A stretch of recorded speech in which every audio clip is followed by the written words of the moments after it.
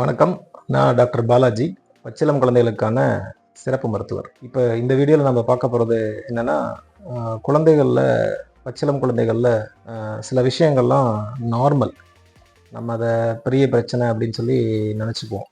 அடுத்தது குழந்தைகள் பார்த்திங்கன்னா, குறிப்பாக பச்சிளம் குழந்தைகள் தும்மிகிட்டே இருப்பாங்க. அது நார்மல்.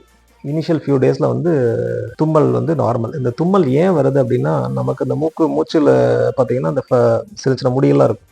இது ரெஸ்பிரேட்டரி எபித்தீலியம், அப்பர் ரெஸ்பிரேட்டரி எபித்தீலியம்லாம் பார்த்திங்கன்னா அந்த சின்ன சின்ன முடியெல்லாம் இருக்கும். அது ஏதாவது தூசியெல்லாம் உள்ளே போகும்போது, சுவாசிக்கும் போது அந்த தூசியெல்லாம் உள்ளே போகும்போது அது ஃபில்டர் மெக்கானிசம்.